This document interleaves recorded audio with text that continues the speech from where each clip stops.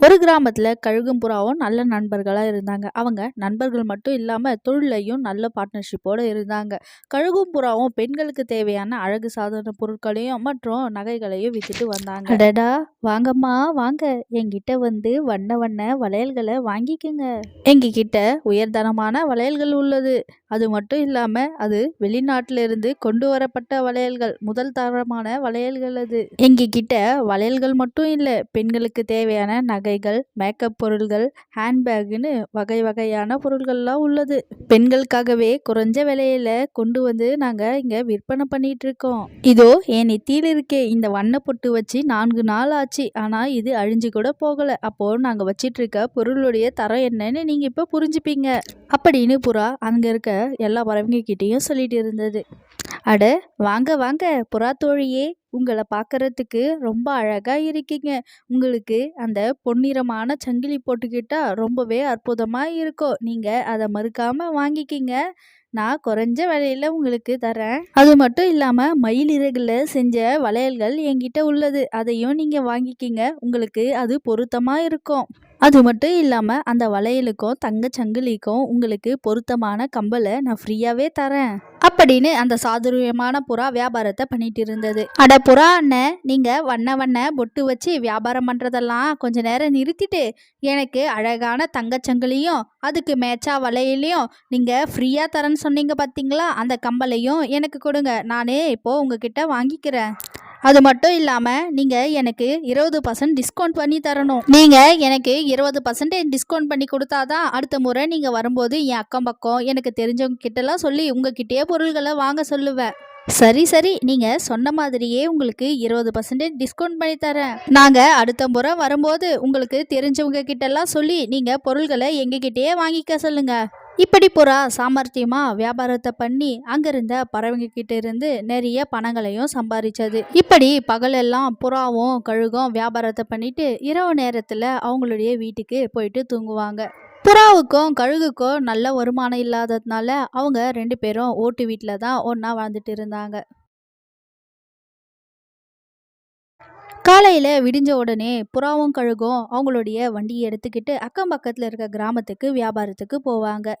அன்பான பறவைகளே, எங்ககிட்ட அழகான பெண்களுக்கு தேவையான அழகு சாதன பொருட்களும் அவங்க அணிவதற்கு தேவையான நகைகளும் அவங்க பயன்படுத்தக்கூடிய பைகளும் இங்கே கிடைக்கும். இது உயர்தரமான பொருட்கள். இப்படி கழுகு அதனுடைய சத்தமான குரல்ல அக்கம் பக்கத்துல இருக்க எல்லா பறவைகளையும் கூப்பிட்டுட்டு இருந்தது. ஒரு நாள் கழுகும் ஒரு நாள் புறாவும் மாத்தி மாத்தி வியாபாரத்தை பார்த்துப்பாங்க.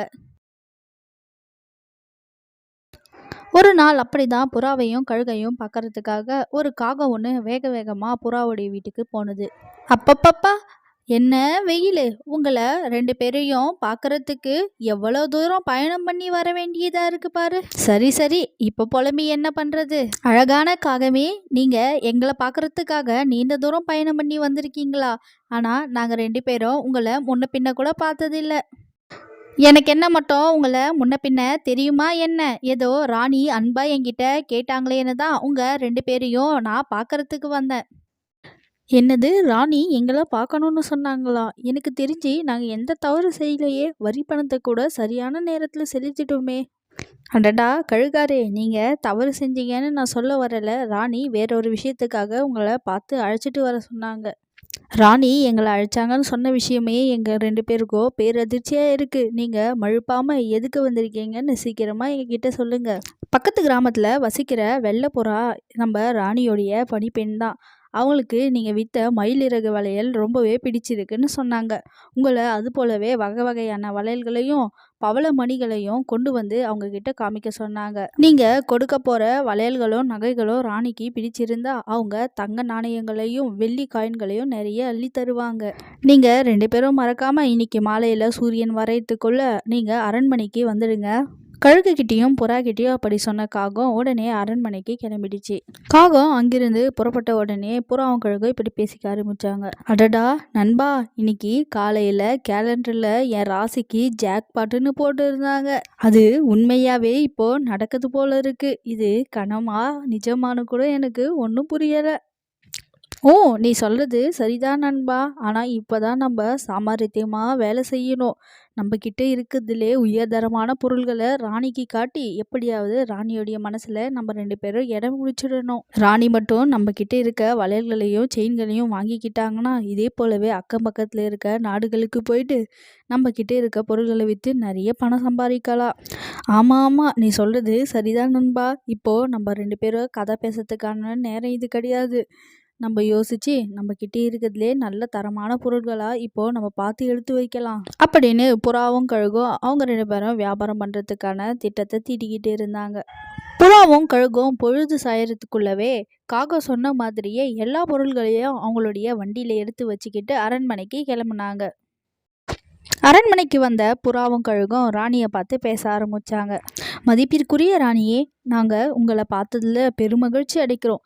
எங்களை போன்ற ஏழை வியாபாரிங்க கிட்ட நீங்க பொருள்கள் வாங்குறது ரொம்பவே பெரிய விஷயம். உங்களுடைய பெருந்தன்மையான மனசை பார்த்து நாங்க ரொம்பவே மதிக்கிறோம் அப்படின்னு புறா ராணியை புகழ்ந்து பேசியது. பிறகு அது வச்சிட்டு இருந்த எல்லா பொருள்களை பத்தியும் ராணி கிட்ட சொன்னது.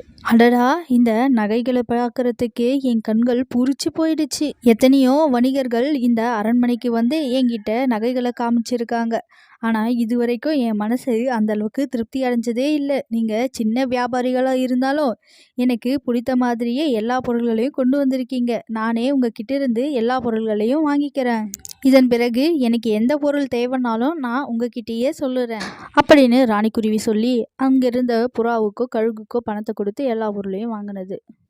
ராணி கொடுத்த பணமும் தங்க நாணயத்தையும் பார்த்த புறாவும் கழுகும் பேச முடியாம திகைத்து போய் நின்றுட்டு இருந்தாங்க. அன்னிலிருந்து புறாவுக்கும் கழுகுக்கும் நல்ல வியாபாரம் பெருக ஆரம்பிச்சது. அக்கம் பக்கத்துல இருக்க ராணிகளும் புறா கிட்டையும் கழுகு கிட்டையுமே நகைகளை வாங்க ஆரம்பிச்சாங்க. அதனால புறா கிட்டையும் கழுகு கிட்டையும் பன்மடங்கு பணம் சேர ஆரம்பிச்சது.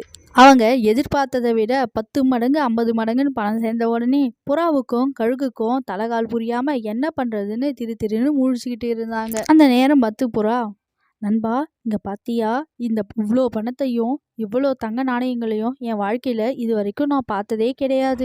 இது என் கனவுல நடக்கிற மாதிரியே இருக்கு. நம்ம பணக்காரர் ஆக போறோம். இந்த கிராமத்திலேயே நம்ம தான் பெரிய செல்வந்தரா இருப்போம்.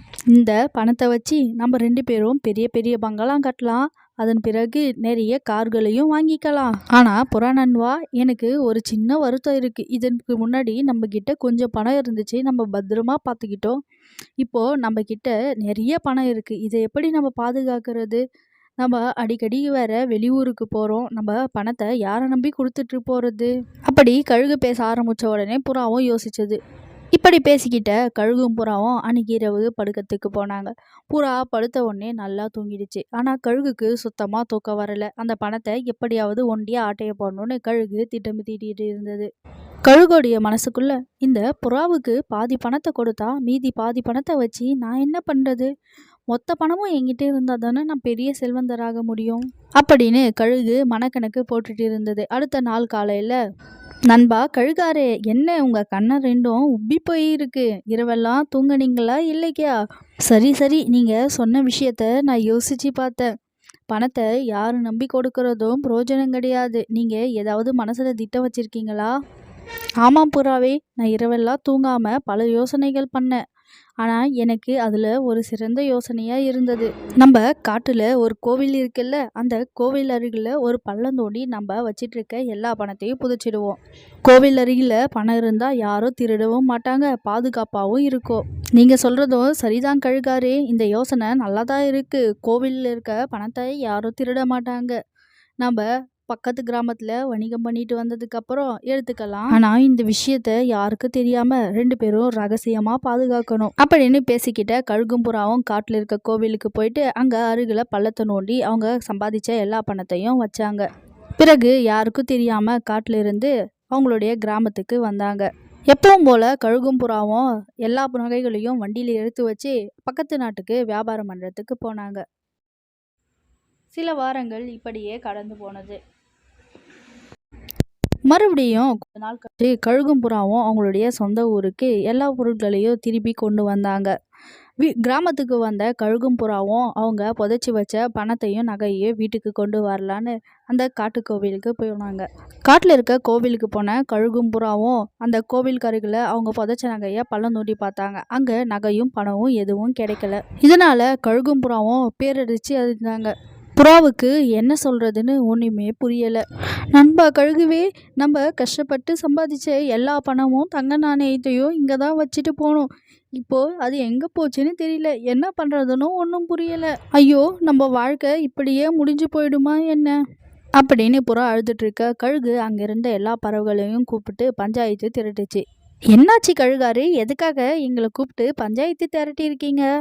கழுகு எல்லா விஷயத்தையும் சொன்னது. அன்பான குருவி பஞ்சாயத்து தலைவரே, நாங்கள் இவ்வளோ நாள் கஷ்டப்பட்ட பணம் எல்லாம் காணாமல் போயிடுச்சு. எனக்கு என்னவோ என் நண்பன் புறா மேலே தான் சந்தேகமாக இருக்குது. உங்களுக்கு தெரியாத விஷயம்னு ஒன்றும் இல்லை. புறாவுடைய அப்பா ரொம்பவே பெரிய ஏழை. அதனால் புறா அந்த பணத்தை திருடி இருக்கிறதுக்கு நிறைய வாய்ப்பு இருக்குது அப்படின்னு பஞ்சாயத்தில் கழுகு சொன்ன உடனே புறாவுக்கு என்ன பண்ணுறதுன்னு தெரியல. அந்த நேரம்னு பார்த்து மரத்துக்கு பின்னாடி இருந்து ஒரு சத்தம் வந்தது. ஆமாம், நானும் பார்த்தேன். புறா தான் அந்த தங்க நாணயங்களையும் பணத்தையும் திருடியது. மரம் என்றைக்குமே பொய் சொல்லாது, எல்லாரும் நம்புங்க. அந்த குரல் கேட்ட உடனே புறாவுக்கு சந்தேகம் அதிகமானது. அதனால புறா அங்கிருந்த நெருப்பு பந்தத்தை எடுத்து அந்த மரத்துக்கு வச்சுது. அந்த நெருப்பு காஞ்ச விறகு பகுதியெல்லாம் எரிஞ்சதுனால அந்த மரத்து மேலிருந்து ஒரு காகம் கீழே வந்து விழுந்தது. அது கழுகுடைய தம்பி. அதன் பிறகு அங்கிருந்த எல்லா பறவைகளுக்கும் கழுகுதான் திருடன்னு தெரிஞ்சது. உடனே காகத்துக்கிட்ட இருந்த பணத்தை வாங்கி பாதி புறாவுக்கோ பாதி கழுகுக்கோ கொடுத்தாங்க. புறாவும் கழுகும் பாதி பாதி பணத்தை வாங்கின பிறகு கழுகுக்கு அங்கிருந்த எல்லா பறவைகளும் சவுக்கடி கொடுத்தது. அதன் பிறகு கழுகு அது பண்ண தவற நினைச்சு ரொம்பவே வருத்தப்பட்டது.